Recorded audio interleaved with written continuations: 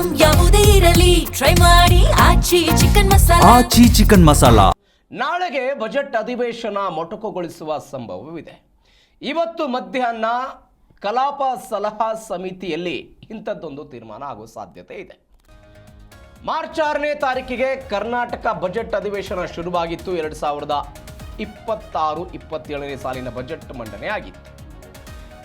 ನಾಳೆಗೆ ಆ ಅಧಿವೇಶನವನ್ನು ಮೊಟಕುಗೊಳಿಸುವ ಸಂಭವವಿದೆ. ಸ್ಪೀಕರ್ ಖಾದರ್ ನೇತೃತ್ವದಲ್ಲಿ ಕಲಾಪ ಸಲಹಾ ಸಮಿತಿಯ ಸಭೆ ಇದೆ. ಮಾರ್ಚ್ 27ರ ಬದಲಿಗೆ ಮಾರ್ಚ್ 25 ಅಥವಾ 26ಕ್ಕೆ ಮೊಟಕು ಮಾಡುವ ಬಗ್ಗೆ ಚರ್ಚೆ. ರಾಜ್ಯದ 2 ಕ್ಷೇತ್ರಗಳಿಗೆ ಉಪಚುನಾವಣೆ ಇದೆ. ಹೀಗಾಗಿ ನಾಯಕರುಗಳು ಪ್ರಚಾರಕ್ಕೆ ತೆರಳಬೇಕಾಗಿದೆ. ಬಹುತೇಕ ನಾಳೆಯೇ ಅಧಿವೇಶನಕ್ಕೆ ತೆರೆ ಎಳೆಯುವಂತಹ ಸಾಧ್ಯತೆ ಇದೆ.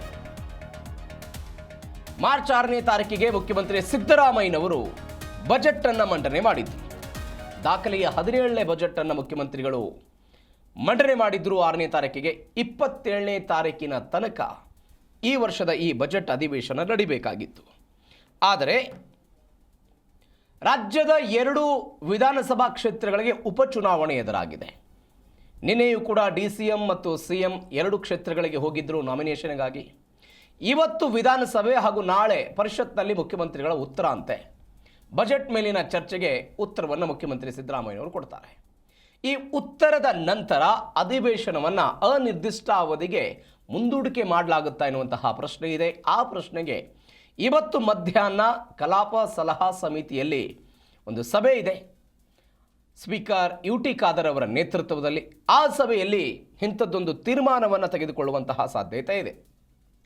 ಏಪ್ರಿಲ್ 9ನೇ ತಾರೀಕಿಗೆ ಬಾಗಲಕೋಟೆ ವಿಧಾನಸಭಾ ಕ್ಷೇತ್ರ ಮತ್ತು ದಾವಣಗೆರೆ ದಕ್ಷಿಣ ವಿಧಾನಸಭಾ ಕ್ಷೇತ್ರಕ್ಕೆ ಉಪಚುನಾವಣೆ ಎದುರಾಗಿರೋದು. ಸಹಜವಾಗಿ ಅವರವರ ಪಕ್ಷಗಳ ಅಭ್ಯರ್ಥಿಗಳ ಪರವಾಗಿ ಪ್ರಚಾರ ಕಾರ್ಯಕ್ಕೆ ಹೋಗುವಂತಹ ಸಾಧ್ಯತೆ. ಹೀಗಾಗಿ ಉಪಚುನಾವಣೆಯ ನಿಮಿತ್ತ ನಿಗದಿತ ಅವಧಿಗಿಂತ ಮೊದಲೇ ಅಧಿವೇಶನವನ್ನು ಮೊಟಕುಗೊಳಿಸುವಂತಹ ಸಾಧ್ಯತೆ ಇದೆ. ಮತ್ತೊಂದು ಕಡೆ ಇದನ್ನು ವಿರೋಧ ಪಕ್ಷಗಳು ಹೇಗೆ ನೋಡುತ್ತೆ, ಚುನಾವಣಾ ಕಾರಣಕ್ಕಾಗಿ ಮೊಟಕುಗೊಳಿಸುವುದನ್ನು ವಿಪಕ್ಷಗಳು ಹೇಗೆ ನೋಡುತ್ತವೆ, ಅವುಗಳ ಬಗ್ಗೆ ಅವರ ಪ್ರತಿಕ್ರಿಯೆ ಏನಿರುತ್ತೆ, ಇದು ಕೂಡ ಸದ್ಯಕ್ಕಿರುವಂತಹ ಪ್ರಶ್ನೆ. 27ನೇ ತಾರೀಕಿಗೆ ಮುಗಿಬೇಕಾಗಿತ್ತು. ಅಂದರೆ ಮಾರ್ಚ್ 6ರಿಂದ ಶುರುವಾಗಿ 10 ದಿನ ಆಯ್ತು ಇವತ್ತಿಗೆ. ಹೀಗಾಗಿ 27ರ ಬದಲಿಗೆ 25 ಅಥವಾ 26ನೇ ತಾರೀಕಿಗೆ ಮೊಟಕು ಮಾಡುವ ಬಗ್ಗೆ ಚರ್ಚೆ. ಈ ಬಗ್ಗೆ ಹೆಚ್ಚಿನ ಡೀಟೇಲ್ಸ್ ಕೊಡ್ತಾರೆ ನಮ್ಮ ಪ್ರತಿನಿಧಿ ರಾಚಪ್ಪ ಸುತ್ತೂರು ಫೋನ್ ಸಂಪರ್ಕದಲ್ಲಿದ್ದಾರೆ. ರಾಚಪ್ಪ, ಬಜೆಟ್ ಅಧಿವೇಶನ ನಾಳೆ ಅಥವಾ ನಾಡಿದ್ದು ಮೊಟಕು ಆಗುವ ಬಗ್ಗೆ ಚರ್ಚೆ ಆಗ್ತಿದೆ ಅಂತೆ, ಏನಾಗಬಹುದು ಇದು ಈ ವಿಚಾರ? ಪ್ರವೀಣ್, ಏನು ವಿಧಾನಮಂಡಲದ ಉಭಯ ಸದನವನ್ನ 27ರವರೆಗೆ ನಡೆಸಬೇಕು ಅಂತ ರಾಜ್ಯ ಸರ್ಕಾರ ತೀರ್ಮಾನ ಕೈಗೊಂಡಿತ್ತು. ಆದ್ರೆ ಈಗ ಅಂತಿಮವಾಗಿ ರಾಜ್ಯ ಸರ್ಕಾರ ಮತ್ತು ವಿಪಕ್ಷಗಳು ಸಹ ಈ ಒಂದು ವಿಚಾರದಲ್ಲಿ ಯಾಕೋ ಅಧಿವೇಶನವನ್ನು ಮೊಟಕುಗೊಳಿಸಕ್ಕೆ ಎಲ್ಲರೂ ಸಹ ಬಹುತೇಕ ಉತ್ಸುಕರಾಗಿದ್ದಾರೆ. ವಿಧಾನಸಭೆಯಲ್ಲಿ ಚರ್ಚಿಸಲಿಕ್ಕೆ ವಿಪಕ್ಷಗಳಿಗೆ ಯಾವುದೇ ಅಂತ ಮಹತ್ವದ ವಿಷಯಗಳಿಲ್ಲ. ಅದ್ರ ಮೇಲೆ ಉತ್ತರ ಕೊಡ್ಲಿಕ್ಕೂ ಸಹ ರಾಜ್ಯ ಸರ್ಕಾರಕ್ಕೆ ಯಾವುದೇ ಇಚ್ಛೆ ಸಹ ಇಲ್ಲ. ಹಾಗಾಗಿ ರಾಜ್ಯ ಸರ್ಕಾರಕ್ಕೆ ಈ ಬಜೆಟ್ ಅಂತ ಮಹತ್ವದ್ದು ಅಂತ ಏನು ಅನಿಸ್ತಾ ಇಲ್ಲ. ಯಾಕಂದ್ರೆ ಬಜೆಟ್ ನಲ್ಲಿ ಬರೀ ಸಾಲ ಇಟ್ಕೊಂಡು ರಾಜ್ಯ ಸರ್ಕಾರ ಅಭಿವೃದ್ಧಿ ಕೆಲಸಗಳನ್ನ ಮಾಡದೇನೆ ಕೇವಲ ಆರೋಪಗಳನ್ನು ಹೊತ್ಕೊಂಡು ಬಜೆಟ್ ಮಂಡಿಸುವಂಥದ್ದು ಅಷ್ಟು ಸುಲಭವಲ್ಲ ಮತ್ತು ಅದನ್ನು ನಿರ್ವಹಿಸೋದು ಅಷ್ಟು ಸುಲಭದ ವಿಚಾರವಲ್ಲ. ಇದರ ನಡುವೆ ಪಂಚರಾಜ್ಯಗಳ ಚುನಾವಣೆ ಮತ್ತು 2 ಉಪಚುನಾವಣೆ ಎದುರಾಗಿದೆ. ಈ ಒಂದು ಹಿನ್ನೆಲೆಯಲ್ಲಿ ಕಾಂಗ್ರೆಸ್ ಸರ್ಕಾರಕ್ಕೆ ಪಂಚರಾಜ್ಯಗಳ ಚುನಾವಣೆ, ವಿಶೇಷವಾಗಿ ಕೇರಳ ಚುನಾವಣೆಗೆ ಹೆಚ್ಚಿನ ಕಾನ್ಸಂಟ್ರೇಟ್ ಮಾಡುವಂತ ಅನಿವಾರ್ಯತೆ ಎದುರಾಗಿದೆ. ಜೊತೆಗೆ 2 ಉಪಚುನಾವಣೆಗಳು ಸಹ ನಡೆಸಬೇಕಾಗಿದೆ. ಇನ್ನು ಉಳಿದಂತೆ ಬೇರೆ ಬೇರೆ ರಾಜ್ಯಗಳು, ಆಂಧ್ರ ಪ್ರದೇಶ ತಮಿಳುನಾಡು ಇರ್ಬೋದು ಅಥವಾ ಪುದುಚೇರಿ ಇರ್ಬೋದು ಅಥವಾ ಕೇರಳ ಇರ್ಬೋದು ಅಥವಾ ಅಸ್ಸಾಂ ರಾಜ್ಯಗಳು ಮತ್ತು ಪಶ್ಚಿಮ ಬಂಗಾಳ ರಾಜ್ಯಗಳು, ಈ ಬೇರೆ ಬೇರೆ ರಾಜ್ಯಗಳಿಗೂ ಸಹ ಚುನಾವಣಾ ಉಸ್ತುವಾರಿ ಹೊತ್ತಿರುವಂತವ್ರು ಇರ್ಬೋದು ಅಥವಾ ಸಚಿವರು ಕ್ಯಾಂಪೇನ್ ಮಾಡ್ಲಿಕ್ಕೆ ಭಾಗವಹಿಸುವಂತ ಅನಿವಾರ್ಯತೆ ಇದೆ.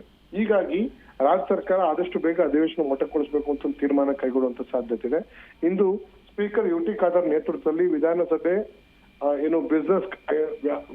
ವಿಧಾನಸಭೆ ಕಲಾಪ ಸಲಹಾ ಸಮಿತಿ ಸಭೆಯನ್ನ ಸುಮಾರು 10:30 ಕರೆಯಲಾಗಿದೆ.